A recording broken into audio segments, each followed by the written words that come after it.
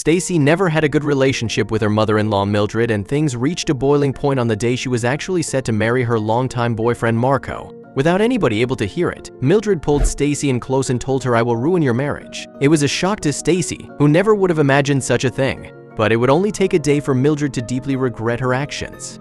But before we start, smash the like button and make sure to subscribe if you haven't, and hit that notification bell so that you won't miss any new stories. Stacy was still shocked by Mildred's words. She could not believe that her mother-in-law could say something like that right before she and her son Marco were about to tie the knot. She knew that they were not getting along, but this crossed every line. Could Mildred actually be serious about trying to ruin their marriage before it even began? But Stacy was not going to accept this and had already thought of a way she could take revenge on the bitter old woman. And she had been taking a lot of negativity from the woman for a long time, and she was tired of it. She wanted to make Mildred regret everything she had done to her, not only telling her that she would ruin her marriage. The next day, Stacy was eagerly waiting by the phone, and sure enough, Mildred called her. Stacy could not help but smile when she heard those magic words on the other end of the line. "I'm so sorry for everything I have done." She had been waiting to hear just that, and now she was finally getting what she deserved. But what had Stacy done that made Mildred regret ever interfering in her marriage? Stacy had never gotten along very well with her mother-in-law, Mildred.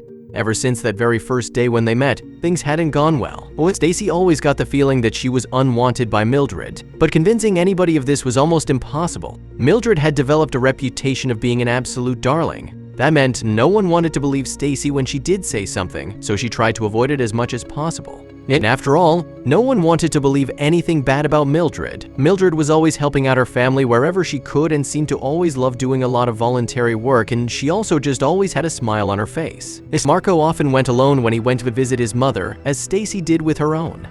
But she could not help but worry about these meetings. She wished that things were better between herself and Marco's mother, especially as time went on. She feared that Mildred would use this one-on-one time with her son to speak ill of Stacy or to put ideas in Marco's head. Marco also believed that this would help in strengthening the bond Stacy and his mother had. But he still thought Stacy's issue with Mildred mainly rested on a miscommunication. The relationship between the two was very strained, and Stacy didn't want to put herself into the middle of it if she didn't have to. So they only saw each other at family gatherings. Until a very important event happened in the lives of Stacy and Marco: marriage. Stacy had known for a while now that she wanted to spend the rest of her life with Marco. He was the perfect man for her, and she definitely didn't want to lose him. But he never brought up marriage. When she was sick of waiting for him to ask the big question, she decided to put marriage on the table herself.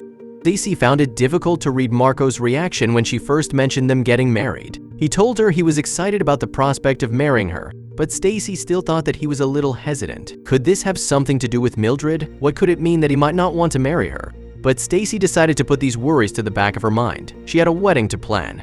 They both decided to tell their family the next day. Stacy's family is very excited, and nearly all of them also text Marco to congratulate him. They can't wait until the big day already, and Marco's family does the same with Stacy.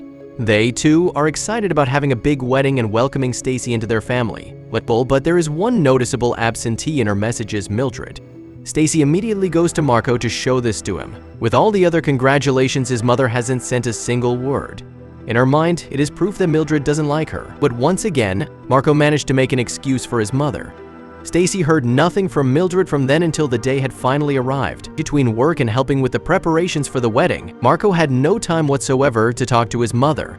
On the wedding day, Stacy finally came face to face again with the woman she despised so much.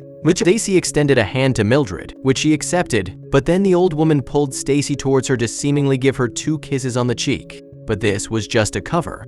Mildred actually pulled Stacy closer so that she could give her a special message without anyone else hearing. When their faces were right next to each other, Mildred whispered into Stacy's ear, "I will ruin your marriage," before letting her go again with the same fake smile still on her face. Looking around, Stacy tried to see if anybody else had heard what she heard, but everybody continued with the business of celebrating like nothing had happened. Stacy had to shake off her confusion and fear and continue as if it was the happiest day of her life. She was supposed to be having the best day with her new husband and all of their friends and family, but Stacy wasn't. And all because of Mildred and her cruel, vague words. As Stacy found herself at the edge of the room, watching her own wedding passing her by, she could feel herself get angrier and angrier at Mildred. Stacy finally started thinking more clearly, the anger sharpening her thoughts. The wedding day drawing to a gradual close, Stacy contemplated telling Marco about what his mother had said to her, but she eventually decided against it. Firstly, because when had he believed her before?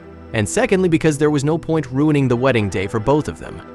By the morning, she had the perfect plan. Marco was so drunk that he fell asleep as soon as they got back home. But no wedding night fun for Stacy. Part of her wished she could blame this on Mildred too, but she knew it was more that her husband had just had a really good time and drunk too much. The next morning, Stacy bounced out of bed with a boatload of energy despite only sleeping for an hour or two. Immediately, she sat down at the computer, ready to put her plan into action. For over an hour and a half, Stacy worked tirelessly behind the screen of her computer. What Stacy had just done, but she knew that Mildred would figure it out soon enough.